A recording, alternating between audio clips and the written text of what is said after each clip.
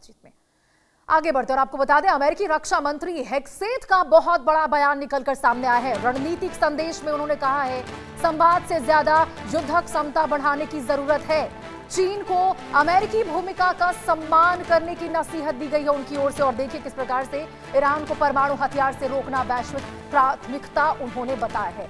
तो अमेरिकी रक्षा मंत्री पीट हेग्सेथ ने इंडो पैसिफिक क्षेत्र की सुरक्षा, चीन की बढ़ती शक्ति और ईरान के परमाणु कार्यक्रम को लेकर देखिए कई महत्वपूर्ण बयान दिए हैं। उन्होंने कहा है कि क्षेत्रीय सुरक्षा को मजबूत करने के लिए केवल संवाद मंचों का विस्तार पर्याप्त नहीं है, बल्कि नौसैनिक ताकत, युद्धपोतों और जो पनडुब्बियां हैं उनकी संख्या बढ़ाने पर अधिक ध्यान देने की आवश्यकता है। हेग्सेथ ने अमेरिका, जापान और दक्षिण कोरिया के बीच मजबूत रक्षा सहयोग की वकालत करते हुए कहा कि गठबंधन तभी प्रभावी होते हैं जब सभी साझेदार अपनी जिम्मेदारियों का समान रूप से निर्वहन करें। और देखिए उन्होंने ये भी कहा है कि कई सहयोगी देशों ने वर्षों के दौरान अपनी सैन्य क्षमताओं को कमजोर होने दिया है, जबकि क्षेत्रीय सुरक्षा का मुख्य आधार लंबे समय से अमेरिकी सैन्य शक्ति रही है। और देखिए साथ ही उन्होंने चीन को भी संदेश दिया है। चीन को संदेश देते हुए उन्होंने कहा है कि उसे क्षेत्र में अमेरिका की लंबे समय से चली आ रही भूमिका को स्वीकार और सम्मान करना चाहिए। उन्होंने स्पष्ट कहा है कि अमेरिका अब समुद्र देशों की सुरक्षा का पूरा बोझ अकेले नहीं उठाएगा। ईरान के मुद्दे पर हेग्सेथ ने दोहराया, कहा कि तेहरान को परमाणु हथियार हासिल करने से रोकना अंतर्राष्ट्रीय समुदाय की महत्वपूर्ण जिम्मेदारी है और अमेरिका इस लक्ष्य के प्रति पूरी तरह प्रतिबद्ध है। तो देखिए हेग्सेथ का बयान, इतने बड़े बड़े महत्वपूर्ण बयान जो उनकी ओर से निकलकर सामने आए हैं, वो उस वक्त आए हैं जब अमेरिका और ईरान यहां पर डील करता हुआ नजर आ रहा है, समझौते के लिए बातचीत के बेंच पर बैठा हुआ है। लेकिन देखिए उनकी ओर से क्या कहा गया है कि केवल बात से कुछ नहीं होगा, केवल संवाद करने से, संवाद का विस्तार करने से कुछ भी नहीं होगा। अपने शक्तियों को, क्षेत्रीय शक्तियों को, क्षमताओं को हमको बढ़ाना पड़ेगा।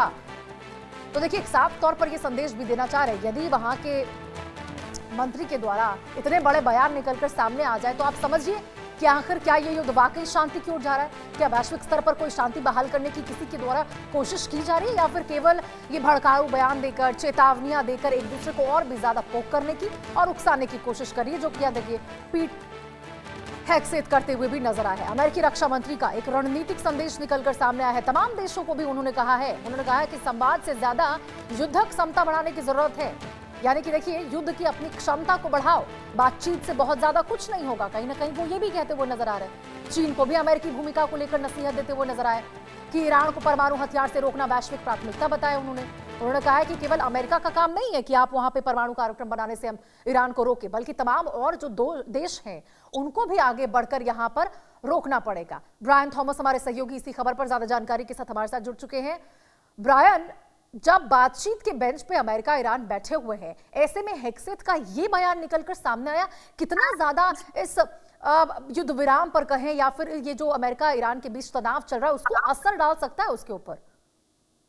जी बिल्कुल, देखिए ये एक कॉन्ट्रोडिक्टरी स्टेटमेंट भी कहा जा सकता है, क्योंकि डोनाल्ड ट्रंप का स्टेटमेंट कल अलग था और अमेरिकी रक्षा मंत्री पीट हेग्सेथ ने सिंगापुर में शांग्रीला डायलॉग के दौरान चाइना और ईरान को लेकर भी बड़ा स्ट्रेटेजिक मैसेज दिया है।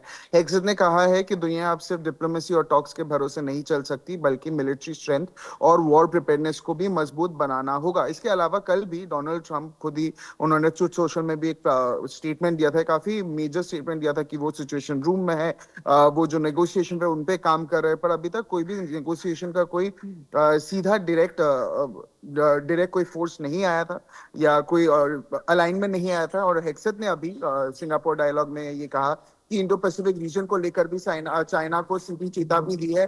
उन्होंने ये भी कहा है कि साउथ चाइना सी और ताइवान स्ट्रेट में चाइना की अग्रेसिव मिलिट्री एक्टिविटी से पूरा रीजन में टेंशन बढ़ गया है। अमेरिका अपने अलाइज के साथ मिलकर इंडो पैसिफिक में भी अपनी मिलिट्री प्रेजेंस को, सिक्योरिटी पार्टनरशिप को और मजबूत करेगा। इसके अलावा यूएस सेक्रेटरी ने यह भी कहा कि अमेरिका किसी भी देश को फोर्स के दम पर रीजनल इम्बैलेंस बदलने की इजाजत नहीं देगा। और ये डायरेक्टली ईरान के जो टैक्टिक्स है, ईरान में जो चल रहा है, उस पे उन्होंने ये टिप्पणी किया।